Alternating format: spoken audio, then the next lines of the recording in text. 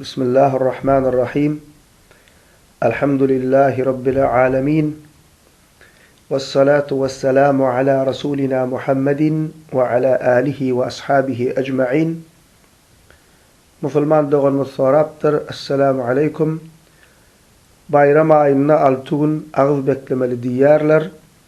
Ramazan ayına tutulan 30 gün rozan her bir gününe 10 gün sogap bar 300 gün bolya diyarlar.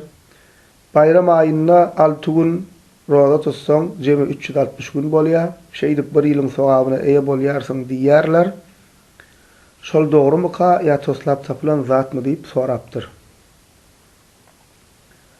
Bayram ayı deyip musulman doğumuz Ramazan ayının sonraki ayı gözünü tutuyor.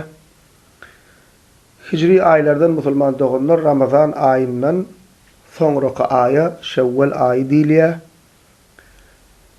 Ramazan ayının son Şevval ayına 6 gün ağız beklemekliğin soğağı barada ve onun bir yıla den bolacaqdygyny Peygamber sallallahu aleyhi ve sellem bize haber berýär. Yani bu soragda musulman doğrumuzun diýen görünüşini ağız beklemek sünnette bar, hadislerde bar ve mustahab. Yani tutsan sogab var, tutmasan günahı yok. Peygamberimiz Muhammed sallallahu aleyhi ve sellem Sahih Muslim hadis kitabında gelen hadisinde diýär: عن أبي أيوب الأنصاري رضي الله عنه أن رسول الله صلى الله عليه وسلم قال: من صام رمضان ثم أتبعه 6 من شوال كان كصيام الدهر. Sahaba Ebu Eyyub el-Ansari radıyallahu anh, Allah onun razı olsun, Peygamberimiz sallallahu aleyhi ve sellem şöyle dedi diye: kim Ramazan ayına ağız beklese, sonra izyanından Şevval ayından ağız beklese, 6 gün ağız beklese Şevval ayından, bir yıl ağız bekleyen yalıdır deyip ayttı diye. Yine de İbn Mace'de Sevban radıyallahu anh'tan gelen hadisinde Peygamber sallallahu aleyhi ve sellem şöyle diye: Ramazan ayına tutulan oraza 10 aya dendir diye. Sogap taydan 10 aya dendir diye.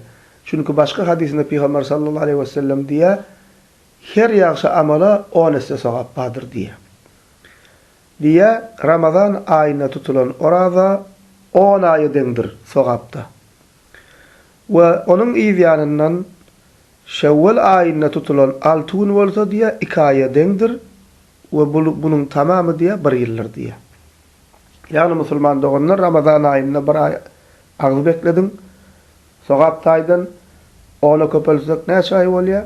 10 ay. Ondan soň izyanından Şevval ayına 6 gün ağız bekledin. Bunam 10'a köpeldiýän bolýan 60 gün bolýar, yani 2 ay. Jemi 12 ay. Şeýdip näme sogap taydan Şevval ayına 6 gün ağız beklesen goýa 1 ýyl ağız bekleýän ýaly sogap kazanýar musulman doğanlar.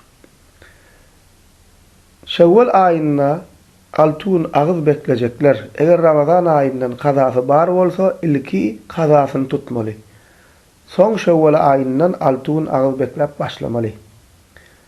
Yine bir bellep geçmeliyer musulman doğanlar. Şul Şevval ayına tutulacak 6 günün iyiliğine bolmak şerti yok. Misal için bir gün tuttun, bir gün ara verdin, yine bir gün tuttun, yine bir gün ara verdin. Şeydip arasına gün salıp tutsamam bolya, iyiliğine tutsamam bolya. Ve musulman doğanlar elimizden geldiğince şu sünneti öz aramızda direldip, amel edip, başkalarına görüllü olup yayratmaya gayret etmeli. Ay tutmasan günah yokken, mustahab ekenni pes gözülen qaramalı değil.